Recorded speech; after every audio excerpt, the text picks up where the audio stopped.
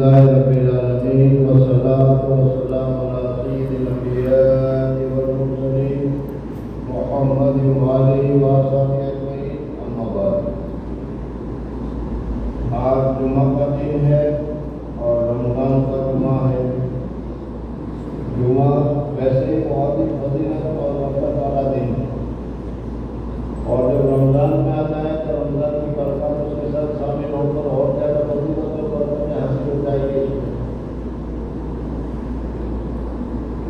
حضور اکرم صلی اللہ علیہ وسلم کی امت کے اوپر جو اللہ جل جلالہ کا فضل ہے، اللہ جل جلالہ کا کرم ہے، ان میں سے ایک یہ بھی ہے کہ ہمارے لیے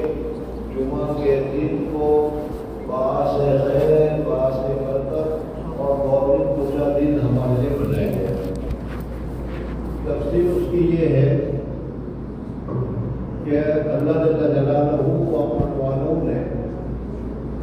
پہلی امتوں کو اختیار دیا کہ جون سے دین کو تم پسند کرتے ہو وہ ہمیں بتاؤ، تاکہ وہ دن تمہارے لیے مبارک بنا دیا جائے، برکت والا بنا دیا جائے، نورانی بنا دیا جائے، فضیلت والا بنا دیا جائے. حضرت موسیٰ علیہ السلام کی امت کو کہا گیا. حضرت موسیٰ علیہ السلام کی امت نے غور کیا، سوچا کہ کون سے دن کو ہم افضل قرار دیں، کون سا دن ہم اللہ تبارک و تعالیٰ سے مانگے. تو انہوں نے سوچا اور سوچنے کے بعد یہ کہا کہ اللہ جل جلالہ و اپنے والوں نے یہ پوری کائنات جو بنانے کی شروعات کی ہے وہ اقبال سے شروع کی، اور بناتے بناتے جمعہ کے دن اللہ جل جلالہ و اپنے والوں نے ان ساری چیزوں کو ترتیب دے کر تیار کر دیا، اور حضرت آدم علیہ السلام کو بھی جمعہ کے دن پیدا کیا. اور حضرت آدم علیہ السلام کو آباد ہے، وہ سنیچر کے دن کو بہت ہی اہمیت دیتے ہیں، اور سنیچر کے دن کو نہ تجارت کرتے ہیں، نہ کچھ کرتے ہیں، سب بند ہوتا ہے.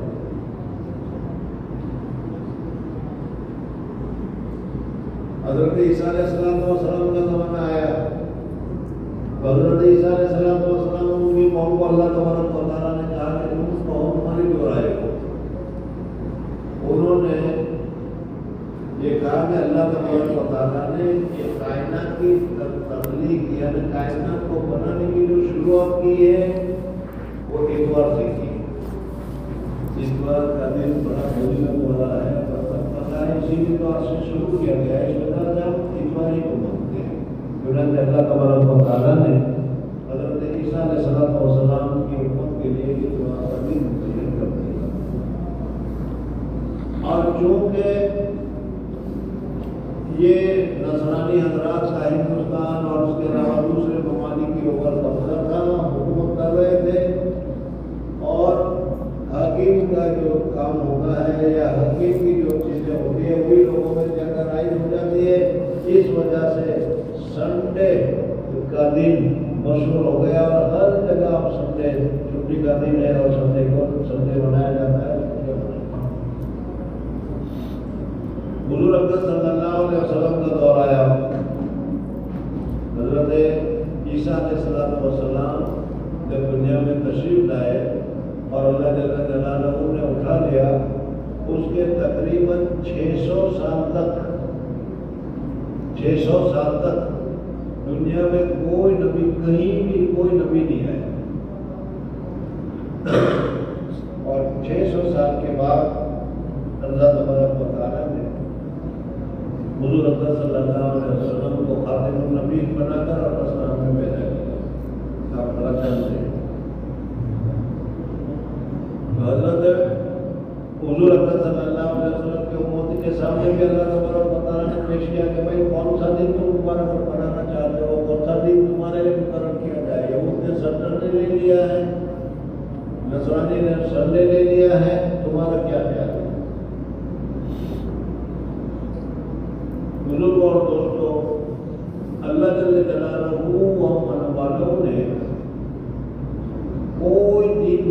मखसूस नहीं बनाया, ये तो अपनी जगह पर तय है। लेकिन बाद दिनों को अल्लाह तबारक व तआला ने बास बरकत बनाया है, बास खैर बनाया है। उनमें पहले ही से जुमा का दिन जो है वो बास खैर है, बास बरकत है। वो पहले ही से वो क्या है, उस दिन को अल्लाह तबारक व तआला ने मुबारक बनाया हुआ था। हर एक को सोचने का मौका दिया कि तुमको और तुम्हें जो पसंद है, यहूद ने कुछ पसंद किया, नसराना ने कुछ पसंद किया। हुजूर अकरम सल्लल्लाहु अलैहि वसल्लम की उम्मत को सामने जब पेश आया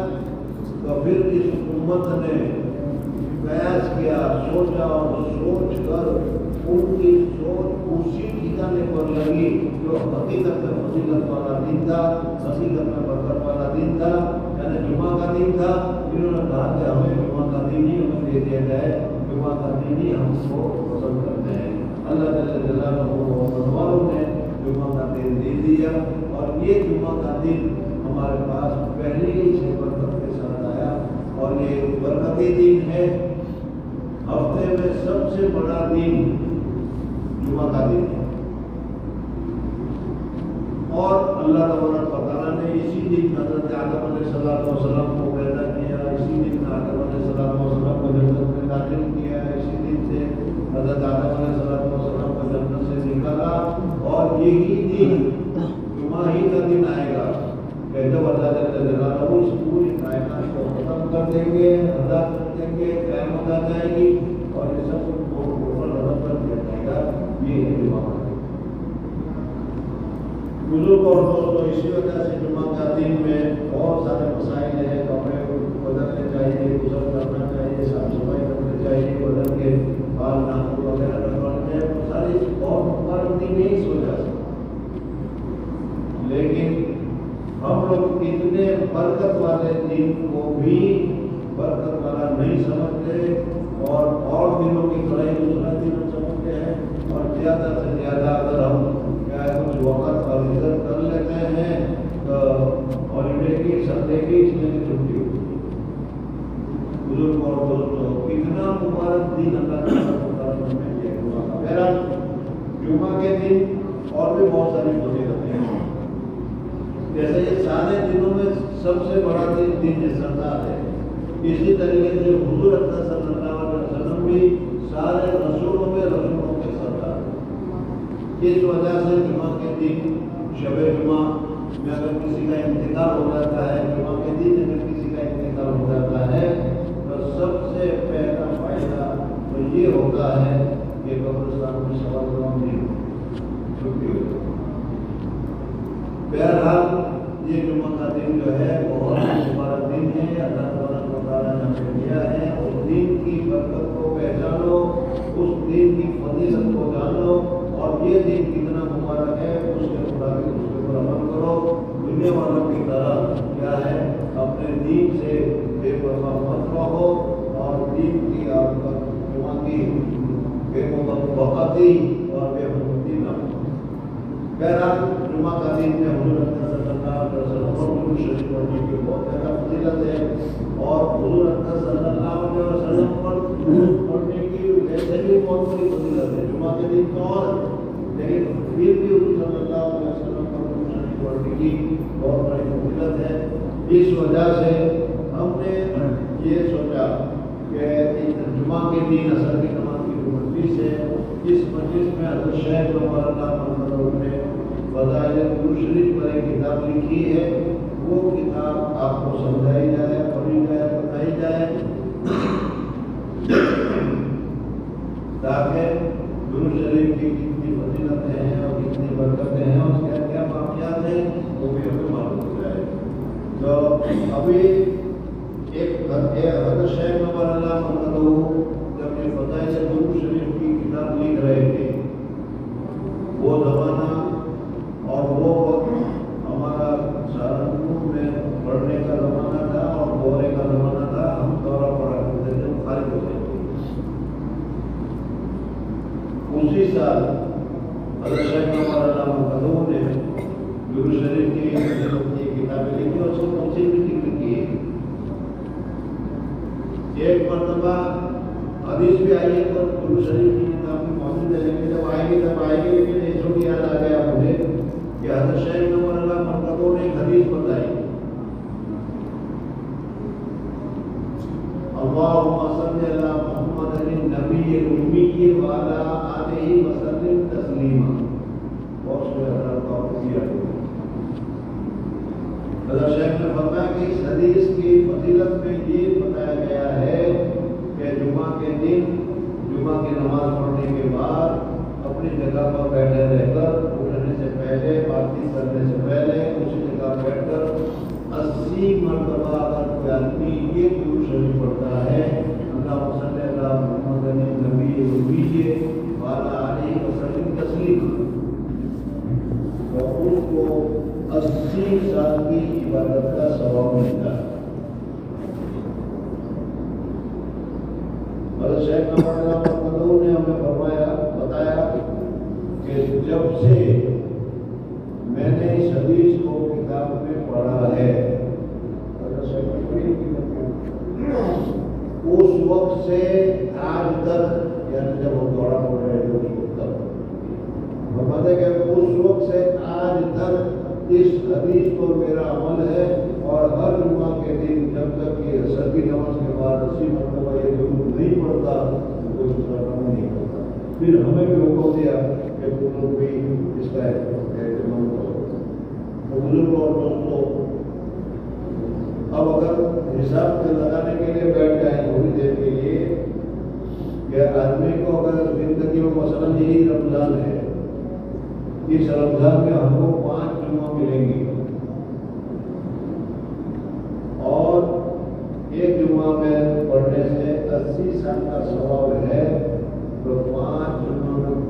پڑھنے سے کتنے سال کا ثواب ہو جائے گا؟ 400 سال کا ثواب ہو جائے گا۔ یعنی ایک رمضان میں صرف اس درود پڑھنے کی وجہ سے 400 سال کی عبادت کا ثواب ملے گا۔ گزشتہ کل میں نے بتایا تھا کہ بھائی جس کو نیکیوں کی قدر ہوگی، جس کو نیکیوں کی قیمت ہوگی، وہ ہر صورت میں ہر طریقے پر نیکیوں کی حاصل کرنے کی کوشش کرتا ہے۔ جیسے ہم لوگوں کو پیسے کی قدر ہے، اس لیے جہاں سے بھی پیسے ملتے ہیں، جہاں سے بھی پیسے ملنے کی امید ہوتی ہے، ہم اس پیسے کو لینے کے لیے پہنچ جاتے ہیں اور محنت کرتے ہیں۔ صحابہ کرام رضوان اللہ تعالیٰ اجمعین کو آخرت کے ساتھ پورا اعتماد تھا، آخرت کے اوپر پورا یقین تھا۔ اس وجہ سے آخرت میں کیا کام آئے گا، آخرت میں کیا چیز کام آ سکتی ہے، ان کو ہمیشہ اسی چیز کی تلاش رہتی، اس لیے کہ وہ سمجھتے تھے کہ مرنے کے بعد جانا ہے، آخرت ہی میں ہمیشہ تو وہاں رہنا ہے، دنیا میں تو چند روزہ زندگی ہے۔ اس وجہ سے وہ آخرت کی کوشش کے پیچھے اور آخرت کے پیچھے وہ لگا کرتے تھے، محنت کیا کرتے تھے۔ تو حضور اکرم صلی اللہ علیہ وسلم نے یہ حدیث بتائی کہ کس آدمی نے جمعہ کے دن عصر کی نماز کے بعد 80 مرتبہ یہ درود پڑھا تو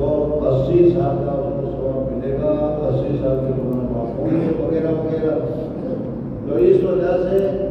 ایک تو اپنی مغفرت کے لیے، اپنے فائدے کے لیے بھی ہمیں درود پڑھنا چاہیے۔ حضور اکرم صلی اللہ علیہ وسلم کے بہت سارے انعامات اور احسانات ہمارے اوپر ہے، اور حضور اکرم صلی اللہ علیہ وسلم کی ہمیں بہت ضرورت بھی پیش آنے والی ہے، جس وقت کوئی کسی کی مدد کرنے کے لیے تیار نہیں ہوگا اور لوگ ایک دوسرے کی مدد کے مانگنے کی وجہ سے وہاں سے بھاگنا شروع کریں گے۔ ایسے وقت میں حضور اکرم صلی اللہ علیہ وسلم ان لوگوں کی مدد کریں گے جو حضور اکرم صلی اللہ علیہ وسلم کے اوپر کثرت سے درود پڑھا کرتے ہیں۔ ابھی آئے گا اس میں کتاب میں قصہ ذکر کیا جا رہا ہے، ایک بہت بڑے آدمی کے متعلق ذکر کیا گیا کہ وہ طواف کر رہے تھے اور طواف کرنے میں ہر قدم کے اوپر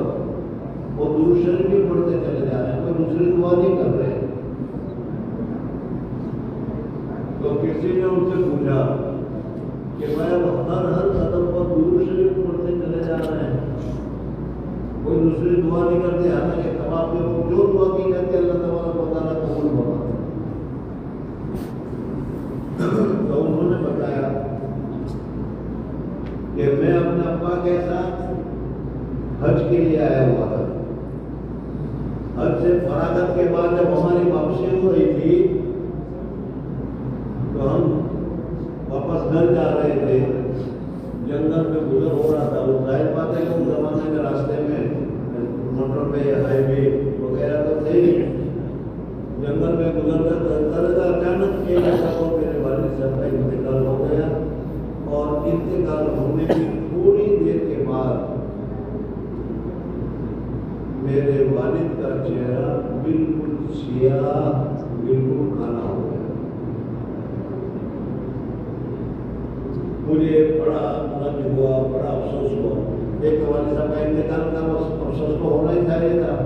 لیکن چہرہ نورانی ہو جانے کے بجائے ایک دم ظلمانی ہو گیا، کالا ہو گیا، سیاہ ہو گیا۔ پتہ نہیں کوئی بات ہوگی جس کی وجہ سے میں بہت پریشان ہوا۔ اب لوگوں کو میں کیسے کہوں گا کہ میرے ابا کی جنازے کی تیاری کرو، مدد کرو، جب تک کا ایریا ہے، کوئی جانتا نہیں، کوئی پہچانتا نہیں، اور پھر اس کے بعد اپنی لاش دیکھیں گے اور لاش میں اس کا چہرہ کالا کروڑا دیکھیں گے تو ہر ایک آدمی یہی سمجھے گا کہ کوئی بہت گنہگار ہوگا، بہت اداکارہ سمجھانا نہیں چاہیے، یہ بہت پریشان ہے۔ کہتا اسی پریشانی میں ادھر ادھر دیکھ رہا تھا تو دور سے مجھے ایک گھوڑ سوار آتا ہوا نظر آیا۔ ایک آدمی ہے جو گھوڑے پر بیٹھ کر گھوڑ سواری چڑھا آیا اور وہ سیدھا ہی آیا، اور آنے کے بعد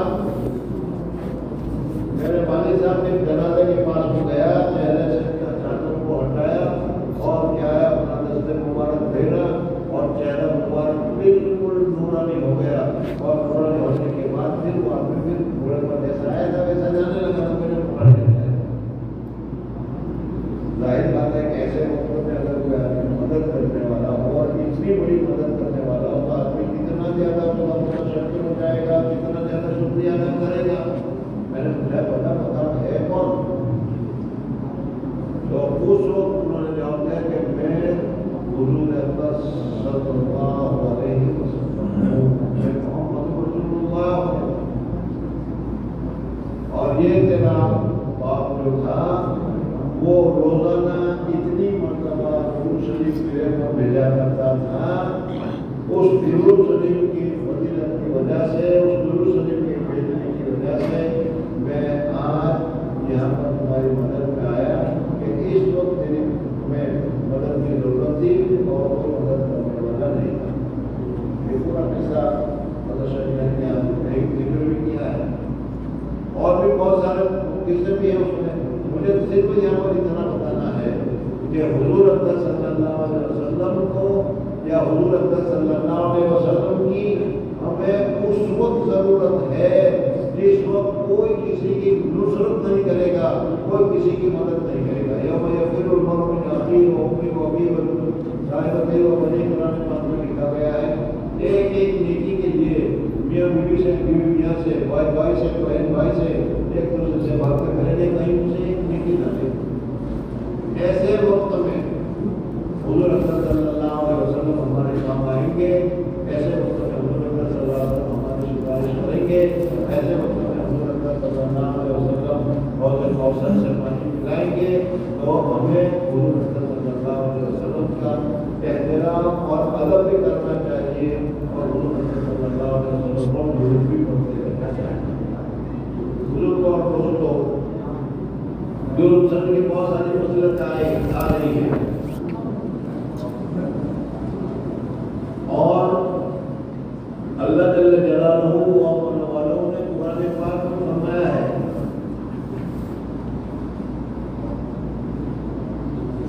کہ ان اللہ باللہ من الشیطان الرجیم بسم اللہ الرحمن الرحیم ان اللہ و ملائکتہ یصلون علی النبی یا ایھا الذین آمنوا صلوا علیہ وسلموا تسلیما۔ اللہ جل جلالہ ان اللہ و ملائکتہ و اللہ تبارک و تعالیٰ کے ملائکہ یصلون علی النبی، نبی پر رحمتیں بھیجتے رہتے ہیں۔ یا ایھا الذین آمنوا، اے ایمان والو تم بھی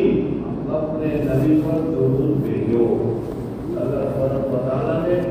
اپنے نبی کے اوپر درود بھیجنے کا ہمیں حکم دیا اور پھر خود فرمایا کہ دیکھو میں بھی اللہ جل جلالہ امن والا ہوں اور فرشتے بھی حضور اکرم صلی اللہ علیہ وسلم پر فضیلت کے لیے، حضور اکرم صلی اللہ علیہ وسلم پر ہر آن اور ہر لمحے حضور صلی اللہ علیہ وسلم کے درجات کو بلند کرتے رہتے ہیں، حضور صلی اللہ علیہ وسلم کو قدر فرماتے رہتے ہیں، حضور اکرم صلی اللہ علیہ وسلم کو کرم فرماتے رہتے ہیں۔ تو یہ ایمان والوں تمہارا تو یہ نبی ہے، تمہیں بھی اس نبی کے لیے درود شریف پڑھنا چاہیے اور مسئلہ کو ملنا چاہیے۔ بزرگ اور دوستوں، اور بھی بہت سارے پیغمبر ہیں اور بڑے بڑے اونچے درجے کے پیغمبر ہیں۔ حضرت آدم علیہ السلام کو دیکھو، حضرت نوح علیہ السلام کو دیکھو، حضرت ابراہیم علیہ السلام کو دیکھو، حضرت موسیٰ علیہ السلام کو، حضرت عیسیٰ علیہ السلام، جتنے بھی انبیاء ہیں، جتنے بھی رسول ہیں، سب اپنی جگہ پر پڑے، لیکن جو مقام اللہ جل جلالہ و من والوں نے حضور اکرم صلی اللہ علیہ وسلم کو عطا فرمایا ہے، وہ مقام کسی دوسرے کو عطا نہیں فرمایا۔ اس آیت میں اللہ تبارک و تعالیٰ نے فرمایا کہ ان اللہ و ملائکتہ یصلون علی النبی، کہ اللہ جل جلالہ اور اس کے فرشتے اپنے نبی پاک صلی اللہ علیہ وسلم پر رحمتیں نازل کرتے رہتے ہیں۔ درود پڑھنے کا مطلب یہ ہے اللہ تبارک و تعالیٰ ہم جس طریقے سے درود پڑھتے ہیں اللہ صلی اللہ محمد اس طریقے سے نہیں، بلکہ اللہ تبارک و تعالیٰ کا فضل، کرم، درجہ بلند کرنا، درجہ کو اونچا کرنا وغیرہ، یہ ہے یصلون علی النبی۔ اس وجہ سے تم بھی ایمان والو اپنے رسول کے اوپر، اپنے رسول نبی کے اوپر درود بھیجو۔ تو جمعہ کا دن جو ہے اور جمعہ کی رات جو ہے یہ سب سے بڑا دن ہے اور حضور اکرم صلی اللہ علیہ وسلم کی نبوت میں سب سے اونچے نبی ہیں۔ اس وجہ سے کیا ہے ہمیں کثرت کے ساتھ درود شریف پڑھتے رہنا چاہیے۔ حضرت شیخ نور اللہ مرکزوں نے جو کتاب لکھی ہے فضائل درود شریف، اس میں کیا لکھا ہے وہ آپ لوگوں کے سامنے بتایا جاتا ہے۔ اس میں سب سے اہم اور سب سے مقدم تو مدحرہ شان و امن والوں کا ایک ارشاد اور حکم ہے۔ چنانچہ قرآن پاک میں ارشاد ہے ان اللہ و ملائکتہ یصلون علی النبی یا ایھا الذین آمنوا صلوا علیہ وسلموا تسلیما۔ بے شک اللہ تعالیٰ اس کے فرشتے رحمت بھیجتے ہیں ان پیغمبر پر، اے ایمان والو تم بھی آپ پر رحمت بھیجا کرو اور خوب سلام بھیجا کرو۔ اب تعالیٰ شانوں نے قرآن پاک میں بہت سے احکامات اور ارشاد فرمائے ہیں، نماز، روزہ، حج وغیرہ۔ بہت سے انبیاء کرام کی تو توصیفیں اور تعریفیں بھی فرمائی ہیں، ان کے بہت سے اعزاز اور اکرام بھی فرمائے ہیں۔ شیخ نور اللہ مرکزوں فرماتے ہیں کہ قرآن پاک میں اللہ تبارک و تعالیٰ نے نبیوں کی بہت ساری تعریفیں بھی کی، درجات بھی بلند بتائے اور ان کا مقام بھی بتایا۔ حضرت آدم علیہ السلام کا مقام، حضرت نوح علیہ السلام کا مقام، حضرت موسیٰ علیہ السلام کا مقام کہ اللہ تبارک و تعالیٰ نے خود ان کے ساتھ بات چیت کی، قسم اللہ موسیٰ تکلیما، بہرحال سب فرمائی ہے۔ لیکن حضور اکرم صلی اللہ علیہ وسلم کے ساتھ جو تعلق ہے، حضور اکرم صلی اللہ علیہ وسلم کے ساتھ جو نسبت ہے، حضور اکرم صلی اللہ علیہ وسلم کے ساتھ جو کنیکشن ہے، ویسا کنیکشن کسی دوسرے رسول، کسی دوسرے نبی کے ساتھ نہیں۔ حضرت فرما رہے ہیں اب تعالیٰ شاہ نے قرآن پاک میں بہت سے احکامات ارشاد فرمائے، نماز، روزہ، حج وغیرہ، اور بہت سے انبیاء کرام کی توصیفیں اور تعریفیں بھی فرمائی، ان کے بہت سے اعزاز اور اکرام بھی فرمائے۔ حضرت آدم علیہ السلام کو پیدا فرمایا تو فرشتوں کو حکم فرمایا کہ ان کو سیدھا کیا جائے۔ حضرت آدم علیہ السلام کو پیدا کرنے کے بعد اللہ تبارک و تعالیٰ نے فرشتوں کو حکم دیا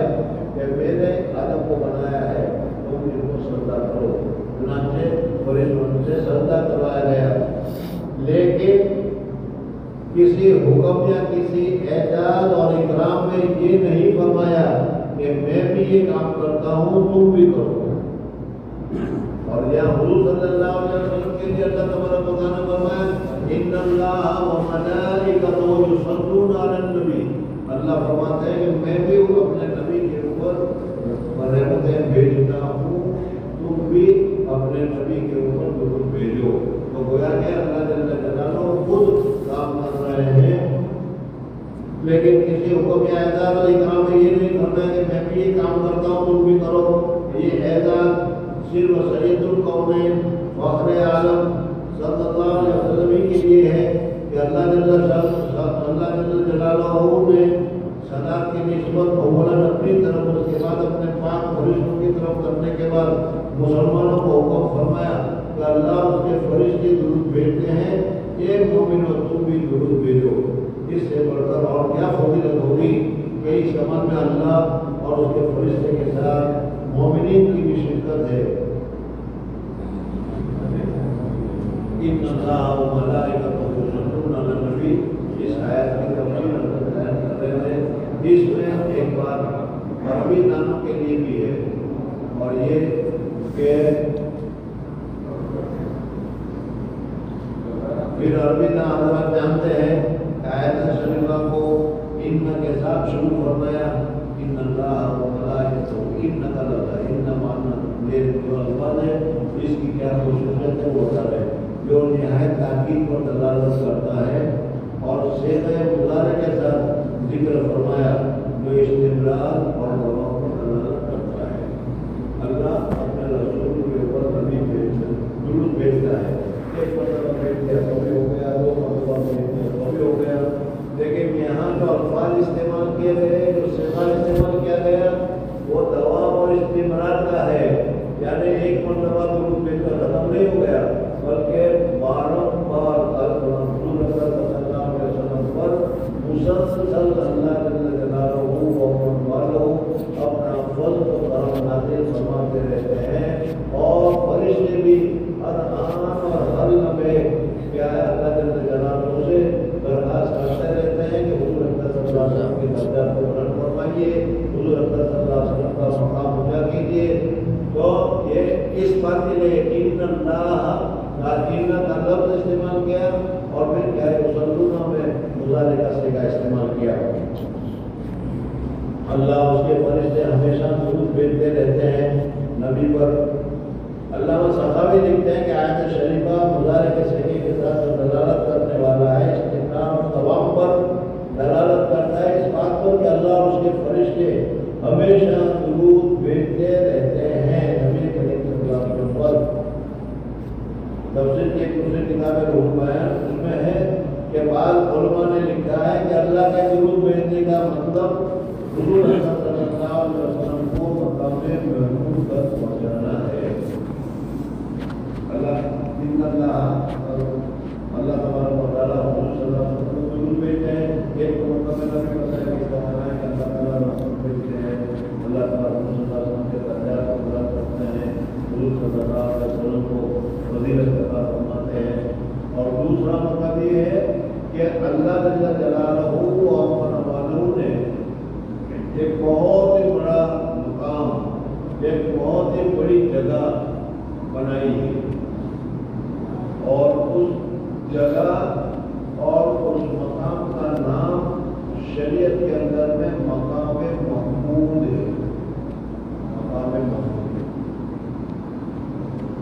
کون اس مقام کا حقدار کون ہوگا، یہ جگہ پر اس کو بٹھایا جائے گا، یہ جگہ کس کے حصے میں آئے گی، آج تک سسپینس ہے، بتایا نہیں ہے۔ جو آدمی اس لائق ہوگا اللہ جل جلالہ و من والہ اس درجے پر اس کو بٹھائیں گے، اور جب مقام محمود پر بیٹھنے والے کا پاور کتنا بڑھ جائے گا، کتنا اونچا ہوگا، یہ بھی دیکھ لو۔ اس وقت اللہ جل جلالہ و من والہ بہت زیادہ جلال میں ہوں گے، بہت زیادہ غصے میں ہوں گے، کسی آدمی کو اللہ جل جلالہ اور والوں کے ساتھ بات کرنے کا مقام نہیں ہوگا، بات کرنے کی پوزیشن نہیں ہوگی، اور کوئی بھی اللہ تبارک و تعالیٰ کے ساتھ بات نہیں کر سکے گا، بلکہ اللہ تبارک و تعالیٰ بہت جلال رہے گا۔ ایسے جلال کی حالت میں یہ مقام محمود پر جو آدمی فائز ہوگا، مقام محمود کا عہدہ جس کو ملا ہوگا، وہ اللہ تبارک و تعالیٰ کے سامنے سجدے میں جا کر تسبیحات پڑھ کر اللہ کا غصہ ٹھنڈا کر کے اللہ تبارک و تعالیٰ کی طرف بات کر سکے گا، اور اللہ تبارک و تعالیٰ سے اپنی بات کو بول سکے گا۔ اور یہ درجہ حضور اکرم صلی اللہ علیہ وسلم فرماتے ہیں کہ مجھے اللہ کی ذات سے امید ہے کہ یہ درجہ مجھے ملے گا۔ اس وجہ سے کل پرسوں بھی میں نے بتایا تھا کہ اذان کے بعد جو دعا ہے اللہم رب هذه الدعوة التامة والصلاة القائمة، یہ ہمیں ضرور دعا پڑھتے رہنا چاہیے۔ اس کا فائدہ تو ایک وہ بتایا کہ حضور صلی اللہ علیہ وسلم فرمائے کہ جس نے یہ دعا پڑھی میری سفارش اس کے اوپر اتر پڑے گی، لازم ہو جائے گی، اس کی مغفرت کرانا میرے لیے لازم ہو جائے گا، یہ تو بتایا۔ لیکن یہ ہے کہ اس دعا میں اللہ تبارک و تعالیٰ نے جو مقام محمود بنایا ہے،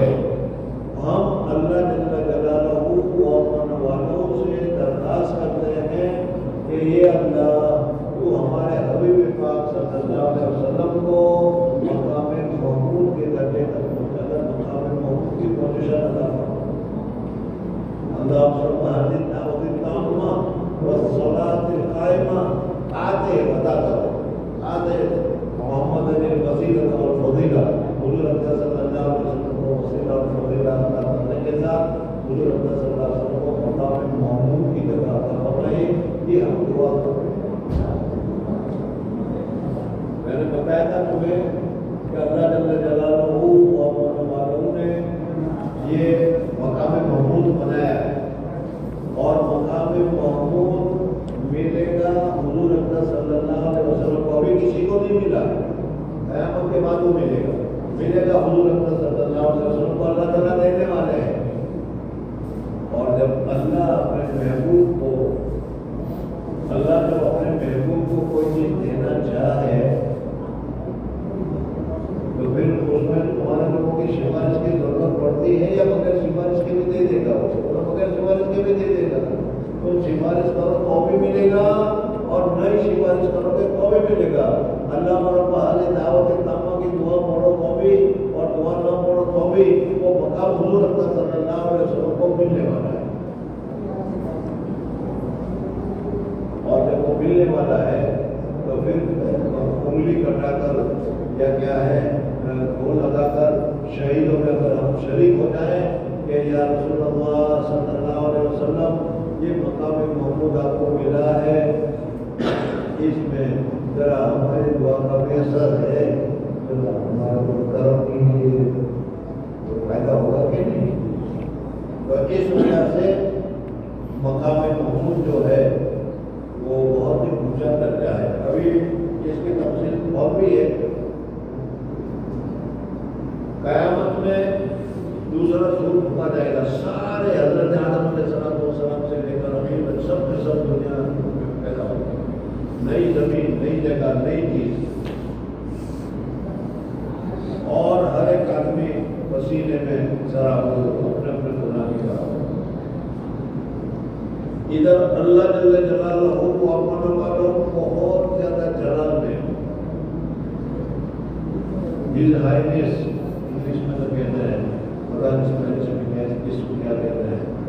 ہز ہائنس ملک الملاک، اور کیا ہے شہنشاہ، راجا دھیراج، یہ سارے الفاظ ہم دنیا میں بادشاہوں کے لیے استعمال کرتے ہیں۔ حالانکہ شہنشاہوں کا شہنشاہ، مالکوں کا مالک اللہ جل جلالہ وہ اپنے والوں کو۔ تو قیامت میں جو دوسرا سور پھونکا جائے گا اور پھر سب بے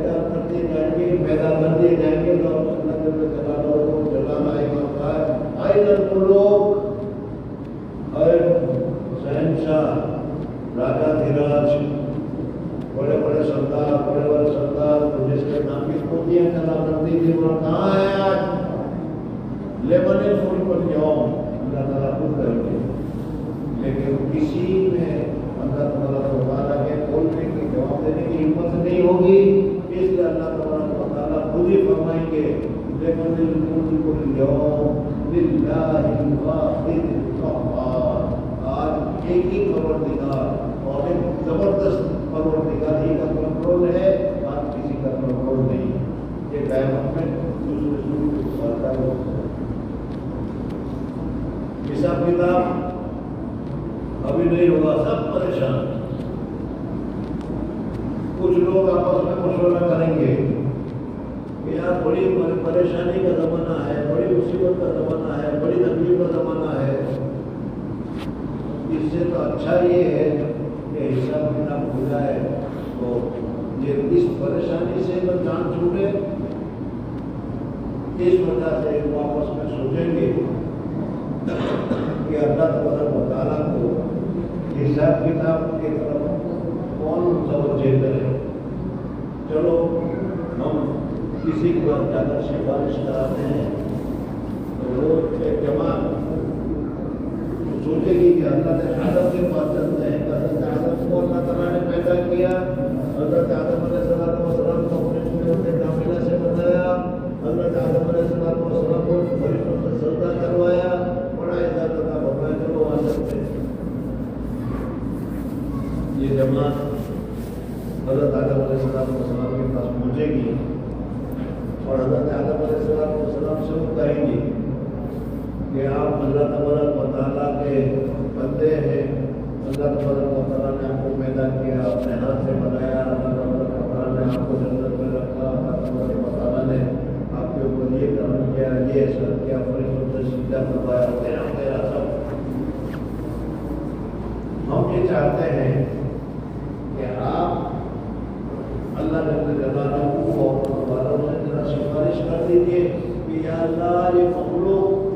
پریشان ہے، حساب کتاب کا انتظار کر رہی ہے، ذرا حساب کتاب شروع کروا دیجیے، بس اتنا کہہ دیجیے۔ حضرت آدم علیہ السلام فرمائیں گے کہ اللہ جل جلالہ آج بہت جلال میں ہے، اتنے جلال میں کبھی نہیں ہوئے اور اتنے جلال میں دوسری مرتبہ کبھی نہیں ہوں گے۔ آج تو بہت جلال میں ہے، اگر میں تمہارے کہنے سے سفارش کرنے گیا اور جلال میں آ کر اللہ تبارک و تعالیٰ نے مجھے ہی پکڑ لیا اور ڈالے کہ اس منہ سے تم آئے کام کرنے کے لیے، میں نے کہا تھا کہ نہیں کہ درخت کے پاس مت جانا جنت میں،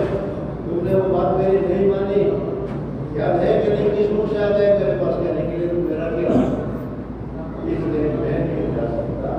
ایسا بزرگوں کو ایک بات سنی ہوگی، اس نے ہر ایک فرشتے کے پاس ہر ایک نبی کے پاس بھیجا جائے گا اور ہر نبی انکار کرے گا، یا کہ حضور صلی اللہ علیہ وسلم کا نام آئے گا تو حضور صلی اللہ علیہ وسلم فرمائیں گے کہ ہاں ٹھیک ہے، میں اللہ تعالیٰ کے حضور میں گزارش کرتا ہوں، اور حضور صلی اللہ علیہ وسلم سجدے میں گر جائیں گے۔ حدیث میں آتا ہے کہ اس وقت سجدے میں کیا دعا پڑھنی ہوگی، کیا تسبیح پڑھنی ہوگی، اللہ جل جلالہ محمد والا اس وقت مجھے تقدیر میں ڈالیں گے اور میں وہ دعا مانگوں گا، جب دعا مانگوں گا تو اللہ جل جلالہ فرماتے ہیں کہ محمد صلی اللہ علیہ وسلم کیا چاہتے ہو اٹھاؤ، تم جو کہو گے وہ کیا جائے گا، یہ مقام محمود۔ جس آدمی کو مقام محمود ملے گا اس کا یہ پاور ہوگا۔ بہرحال حضور صلی اللہ علیہ وسلم کو مقام محمود ملے گا، ہماری دعا پر موقف نہیں ہے، لیکن پھر بھی میں نے کل بھی بتایا تھا، آگے بتاتا ہوں کہ اذان کے بعد جو دعا ہے اس میں یہ دعا ہے وَأَسْرُ مَقَامٌ مَحْمُودًا، یا اللہ حضور صلی اللہ علیہ وسلم کو مقام محمود عطا فرما۔ بہرحال آپ کی مجلس میں دو باتیں نظر کے سامنے آئی،